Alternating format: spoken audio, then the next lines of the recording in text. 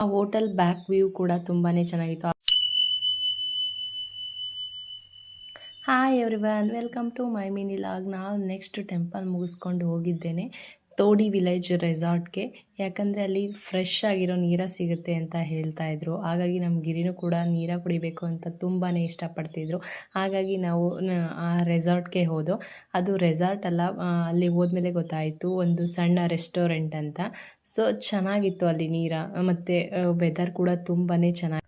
ಆ hotel back view ಕೂಡ ತುಂಬಾ ಚೆನ್ನಾಗಿತ್ತು. ಆ ಬ್ಯಾಕ್ ವ್ಯೂ ಅಲ್ಲಿ ಕೂತ್ಕೊಂಡು ಕುಡಿಯೋದು ಇನ್ನೂ ತುಂಬಾ ಮಜವಾಗಿತ್ತು. ಸೊ ನೀರು ಕೂಡ ತುಂಬಾ ಚೆನ್ನಾಗಿತ್ತು. ಹಾಗೆಯೇ ಅಲ್ಲಿ ವೆರೈಟೀಸ್ ಆಫ್ ಫಿಶಸ್ ಮತ್ತು ಫ್ರಾನ್ಸ್ ಎಲ್ಲ ಸಿಗ್ತಿತ್ತು. ನಾವು ಫ್ರಾನ್ಸ್ ತೊಗೊಂಡು ನಾವು ನೆಕ್ಸ್ಟ್ ಹೋಗಿದ್ದೇನೆ ಮಲ್ಪೆ ನಿಯರೆಸ್ಟ್ ಉಡಿ ಬೀಚ್ಗೆ. ಆ ಬೀಚ್ ತುಂಬಾ ಚೆನ್ನಾಗಿರುತ್ತೆ ಅಂತ ಹೇಳ್ತಾ ಇದ್ರು. ಹಾಗಾಗಿ ಹೋಗಿ ನಾವು ಇನ್ಸ್ಟಾಗ್ರಾಮ್ ರೀಲ್ಸ್ಗಳನ್ನ ನೋಡಿಕೊಂಡು ವೀಡಿಯೋಗಳನ್ನ ನೋಡ್ಕೊಂಡು ಹೋದರೆ ನಮ್ಮ ಕತೆ ಅಂತೂ ಗೋವಿಂದ ಆಗುತ್ತೆ. ಯಾಕಂದರೆ ಅಲ್ಲಿ ನಾವು ರೀಲ್ಸ್ಗಳಲ್ಲಿ ನೋಡೋ ಥರ ಆ ಪ್ಲೇಸಸ್ಗಳು ಇರೋದಿಲ್ಲ. ಸೊ ಕೇರ್ಫುಲ್ಲಾಗಿ ಹೋಗಬೇಕು. ಆ ಬೀಚ್ ಪಕ್ಕನೇ ಹೋಟೆಲ್ಲು, ಮತ್ತು ಅಲ್ಲಿ ಬೀಚ್ ಹತ್ರನೇ ಕಲ್ಗಳೆಲ್ಲ ಹಾಕಿರ್ತಾರೆ. ಆ ಕಲ್ಗಳ ಮೇಲೇ ರೆಸ್ಟೋರೆಂಟ್ ಥರ ಟೇಬಲ್ಸ್ಗಳೆಲ್ಲ ಇಟ್ಟಿರ್ತಾರೆ. ಆ ಬೀಚ್ ಪಕ್ಕನೇ ಕೂತ್ಕೊಂಡು ಕುಡಿಯೋದಾಗಲಿ ಅಥವಾ ತಿನ್ನೋದಾಗಲಿ ಊಟ ಮಾಡೋದಾಗಲಿ ತುಂಬಾ ಚೆನ್ನಾಗಿರುತ್ತೆ. ಮತ್ತು ಆ ವ್ಯೂ ಪಾಯಿಂಟ್ ತುಂಬಾ ಚೆನ್ನಾಗಿತ್ತು.